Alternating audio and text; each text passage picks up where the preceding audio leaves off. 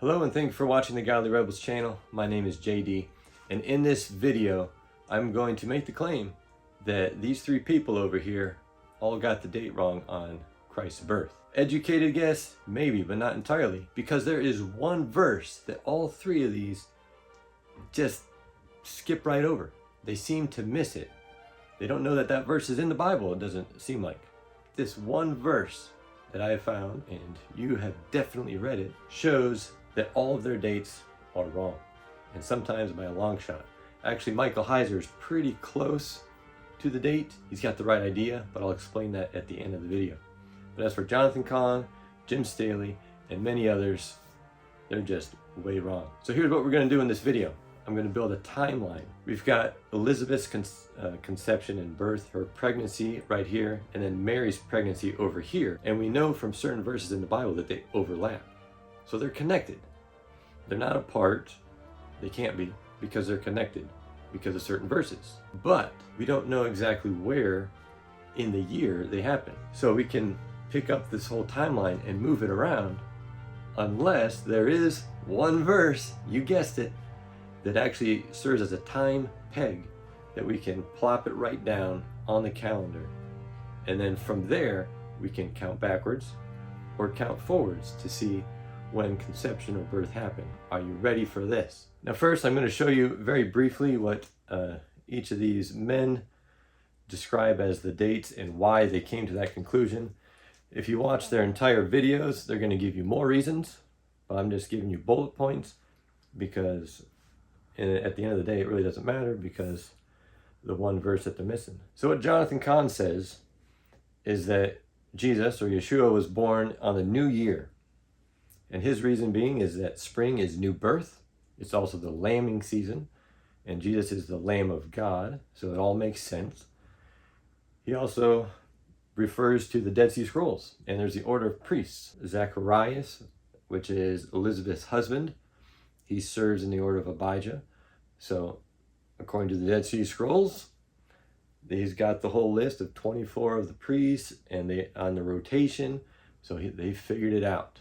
Woo! But really, it doesn't even matter. Again, this one verse pushes that aside. It really doesn't even matter. Next is Jim Staley, and many others prefer this date. Yeshua was born during Tabernacles. He was conceived during Hanukkah, which is a festival of lights. Very cool. And Yeshua is the light of the world. So that kind of makes sense. And then he was birthed during Tabernacles. He tabernacles with man on Tabernacles. Real quick, if I may interject myself, what is more important than birth? It is conception. So being conceived during Hanukkah, it's pretty. Festival of lights, light of the world, I get it. But Hanukkah is not one of the feasts of God. It's not a Moedim or an appointed time. Tabernacles is. But conception is more important. Can you have a birth without conception? No, you cannot. Absolutely not. You can have conception without birth. Yes, for a few reasons. There can be miscarriages along the way. And there's that other word that I'm not going to mention, where you murder unborn babies, right? You can have conception without birth. Conception is when life begins, and I hope you agree with me. Conception is significantly more important than birth. So I just think it's more important that Yeshua's conception happened on a Moedim, on Tabernacles, instead of Hanukkah, which is a Jewish festival. And finally, Dr. Michael Heiser, he calls it the Feast of Trumpets, the day that Yeshua was born. Trumpets proclaim the Lord's birth, also new creation after Noah's flood, Rosh Hashanah. That whole thing with Rosh Hashanah is all backwards. The Jews actually flip the calendar upside down. They start the year on the 7th month, but God's 7th month is God's 7th month, and it's halfway through the year. It's all very confusing, but Noah's flood ended the beginning of the year. At Exodus 12, God says the beginning of the year is in the springtime. Just takes a little bit of studying to figure this stuff out, but a lot of it will go over your head. Either way, that's all just like That's his reasoning, and it's what the Jews believe, but it's all backwards. And then you got the Revelation 12 sign, which comes pretty close, but at the end of the video, I'm going to show you the actual date and the actual sign, and it does not match up with the Revelation 12 sign.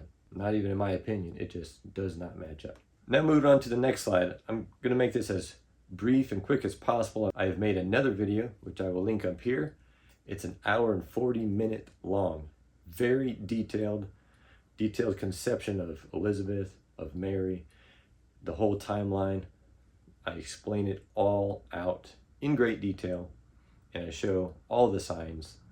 It is awesome. Hope you watch it, but it's very long, and who wants to watch that whole thing? So I'm making bite-sized nuggets here, and I want this one to be pretty short, so I'm going to cruise through a lot of these verses. But I'm going to start in Luke chapter 1, verse 23. And so it was, as soon as the days of his, that's Zacharias' service, were completed, then he departed to his own house. Now after those days, his wife Elizabeth conceived, and she hid herself for 5 months. So Zacharias serves in the temple, goes home, joins with his wife, and they make a baby. That's when she conceives. No timestamp necessarily, not yet, but we have clues. She hid herself for 5 months as well. Only a couple verses later now, in verse 26, it says, "Now in the 6th month, the angel Gabriel was sent by God to a city of Galilee named Nazareth, to a virgin betrothed to a man whose name was Joseph, of the house of David. The virgin's name was Mary." This verse right here is the one verse that proves all the other ones wrong. This is the timestamp. It says that Gabriel visited Mary in the 6th month. Not the 6th month since she's been pregnant, necessarily, but the 6th month of the year. 6th month of God's calendar. Now, that would be to the equivalent of us saying June here in America. June is the 6th month. Gabriel visited during June. That's the equivalent. Now, that's not what it's saying, but the 6th month of God's calendar. The 6th new moon. Okay? That's very important. Moving on to verse 36. "Now indeed, Elizabeth, your relative, has also conceived a son in her old age. And this is now the 6th month for her who is called barren." In verse 36, Gabriel is still talking to Mary. And Gabriel gives another little timestamp. He says that Elizabeth is 6 months pregnant. 6th month since she has conceived. So if Gabriel visits Mary in the 6th month, we can go backwards 6 months to figure out when she was conceived. So Elizabeth was conceived during the 1st month. Very easy. You see that on the bottom of the screen there. All right, now moving right along. When did Mary conceive? Let's pick up again in verse 39. "Now Mary arose in those days and went into a hill country with haste to a city of Judah, and entered the house of Zacharias and greeted Elizabeth." Elizabeth is her relative. "And it happened when Elizabeth heard the greeting of Mary that the babe leapt in her womb," that's John the Baptist, "and Elizabeth was filled with the Holy Spirit. Then she spoke out with a loud voice and said, 'Blessed are you, Mary, among women, and blessed is the fruit of your womb.'" Ding, ding, ding. Mary is conceived at this point. Whenever she goes and visits her relative Elizabeth, she is pregnant at this point. Now, if you want to read any of these other verses, just pause the video, pause the screen, and you can read the other ones. But we're going to skip ahead to verse 56. "And Mary remained with her, Elizabeth, about 3 months, and returned to her house. Now Elizabeth's full time had come for her to be delivered, and she brought forth her son." You see at the bottom, Mary conceived during or after the 6th month of the year. Now, to put these two timelines together, we see that there's a 3-month overlap. All right, Elizabeth is conceived for 6 months, and then Mary gets the news that she will have a baby, but we don't know exactly when. Was it during the 6th month? Was it during the 7th month? We're not sure. And then at some point afterward, Mary is pregnant, right here with the thumb, and then she stays with Elizabeth for 3 months. And Elizabeth and Mary are both pregnant at this point. Mary then leaves, she goes to her house, and that's when Elizabeth has her baby. So there's that 3-month overlap. That's what I mean by we can move this timeline around. But once we have the 6th month in there, when Gabriel visits, that's the time peg that it stays down. All right, here we go. Here is the detailed conception, and this is the true timeline, and I'll show you the other ones here in just a second. Right in the middle, in the blue, Gabriel appears to Mary in the 6th month. Got the verse right there for confirmation. Go down to the bottom where it's in purple. It says Elizabeth is 6 months pregnant. It's in purple because it's not quite as solid as the 6th month. She is 6 months pregnant, and we can go backwards 6 months to the 1st month. Elizabeth conceives, and there's the verse for that. Go to the top, you got Zacharias at the temple. While he's at the temple, the angel appears to Zacharias. Now remember, it said Zacharias served in the temple, and I said before that Jonathan Cahn got out the Dead Sea Scrolls and was looking at those, and they've got the order of all the priests and all this stuff. But he also confirms this too, that every priest had to serve at the temple during the feast days. This is very critical. During the feast days, there were so many more people doing their sacrifices. They all came to Jerusalem to do their sacrifices. So they needed all the priests, all hands on deck, to help out with these sacrifices. And right there in the 1st month, you'll see we got Passover, unleavened bread, and first fruit during the 1st month. But let's say the first 2 weeks of the year, maybe Zechariah served in the temple. Even so, he would have served for 2 weeks, which goes up to the 14th day. That starts Passover.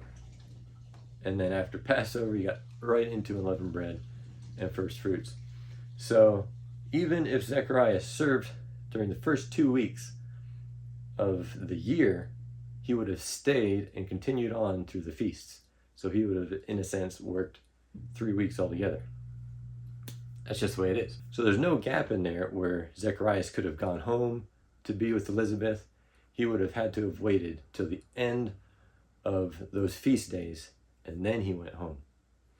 So Zacharias didn't go home till the 23rd or 24th day of that month, which is why I have Elizabeth conceives at the very end of the 1st month. Now we can move a little bit forward to when does Mary conceive? I say it's during tabernacles, but that's a question mark because I'm not sure in this video if I'm going to have time to prove all that. But then again, watch my other video because I do explain in full detail when Mary conceives, and that's the last great day of tabernacles. Ultimately, the next clue is that Mary stays for 3 months at Elizabeth's house. So we got that 3 months there spanning from the 7th to the 10th. It could have been the end of the 6th to the 9th to the 10th. You know, it's kind of fluid. We don't know exactly when. But the point is, she stayed for 3 months, went home, and then at the bottom corner, Elizabeth gives birth at the end of the 10th month, or maybe even the 11th month. There's no real way of knowing, but it was after Mary went home. That is the real timeline. Mary had to have conceived during the 6th or 7th month. Now, I will show you the wrong timeline. Conception during the new year, like Jonathan Cahn suggests. Again, we've got that date in blue where Gabriel appears to Mary in the 6th month. This is non-negotiable. It says, you will conceive a son. So she has to conceive after that visit. So I kind of moved around when Mary visits Elizabeth. It really doesn't matter too much because I don't have Elizabeth's birth on here. We're just focusing on Yeshua's birth or Mary's pregnancy. So if she was conceived, let's just say in the 7th month, in order for the new year to come around, which is at the end of the 12th month, or maybe the end of the 13th month, if they add another month.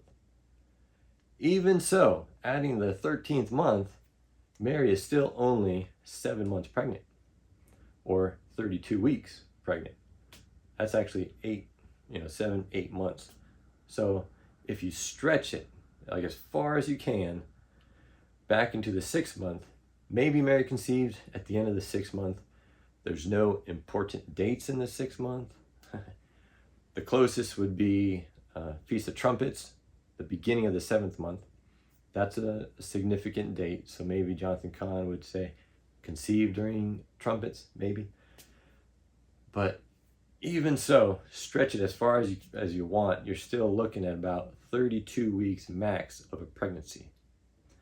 And Luke 2:5 there at the bottom, that says that Mary was great with child.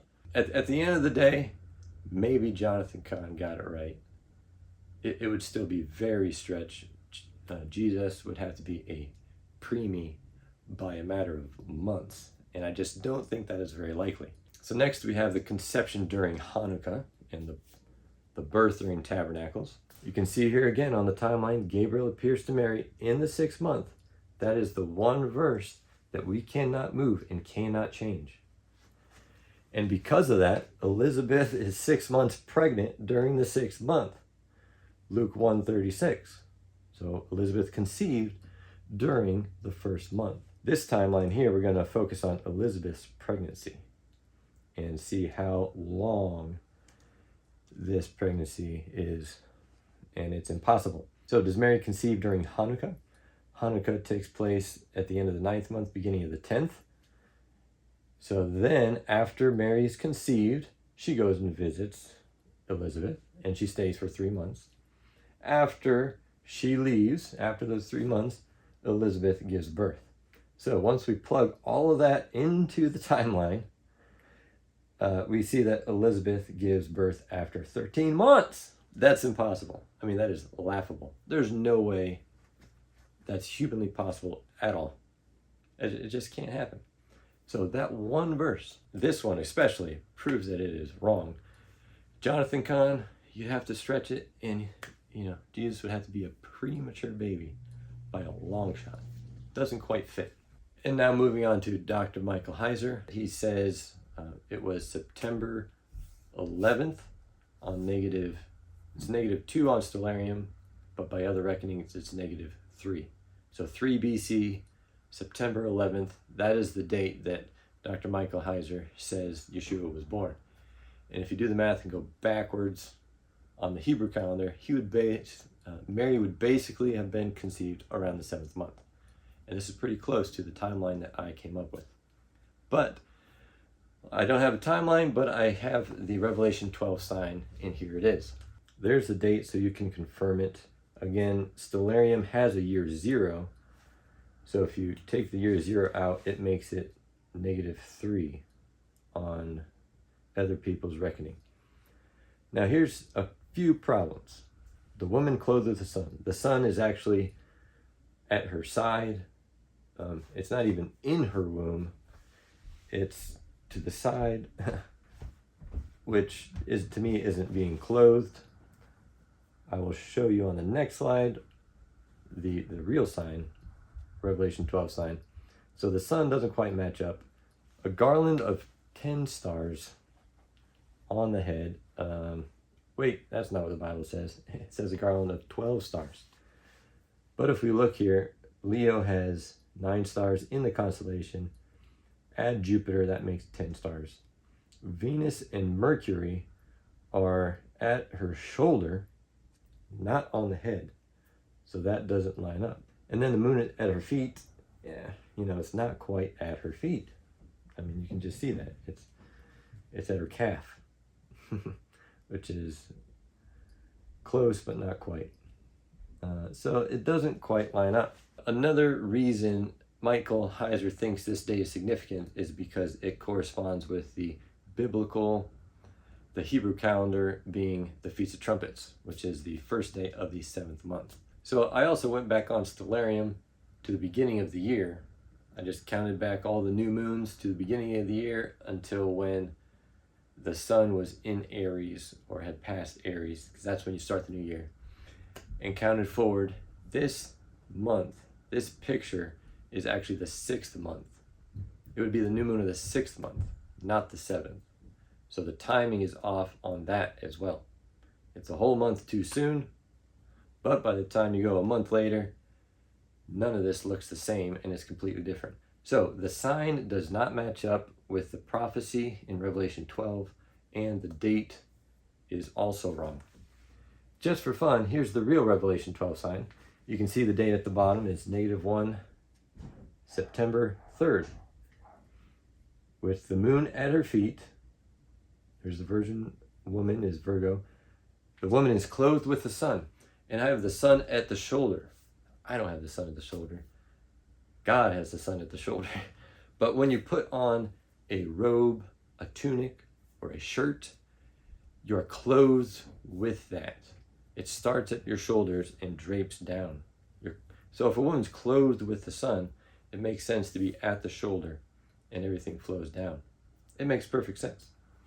And then you've got Leo with the 9 stars, Venus, Jupiter, and Mars this time. Adding those to the 9 makes 12. And those are all at the brow or above level. 12 stars on her head. The sun at her shoulder, clothed with the sun, and the moon at her feet. If you think the moon is too far down, go back to the night before. And it is perfect, right there across. So the thing with the signs in the heavens is they happen at night, obviously. So you'd have to go out and look at night, and it proclaims what happens the next day. Very cool. So if we went back to the night before on the 2nd, the moon is directly across from the feet, as you can see, making the sign to the T exact.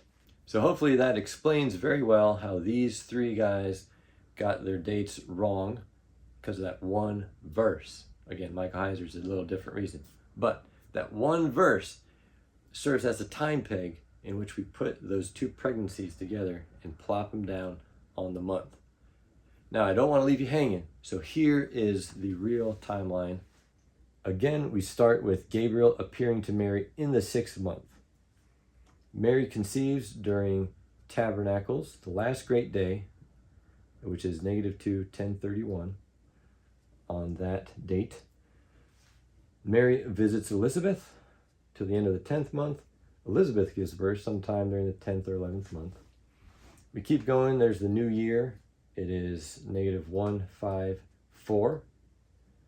And then you've got Passover, unleavened bread, first fruits. Moving forward, you count the real days to Pentecost.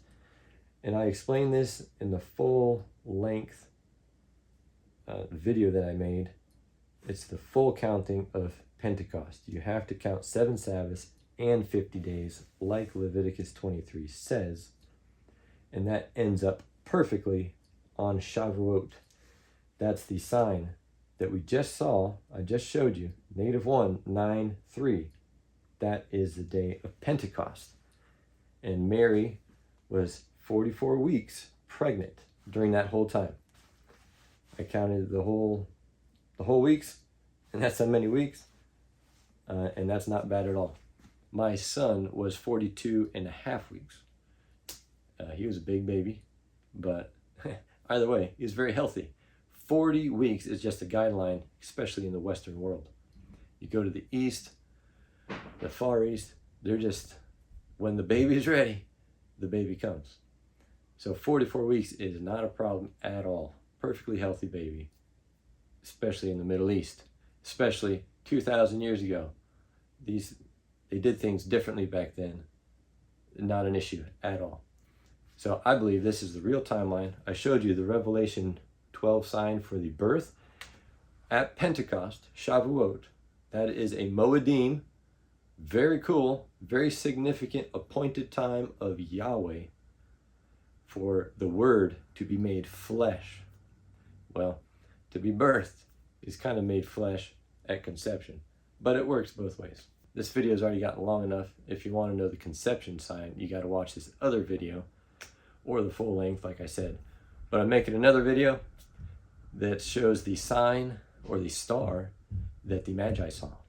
I believe that was a conception. Pretty cool. Go check that out. So if you learned something today, share it with a friend so they can learn it too. And as always, get in the Word, stay in the Word, put on the full armor of God every day, and God bless.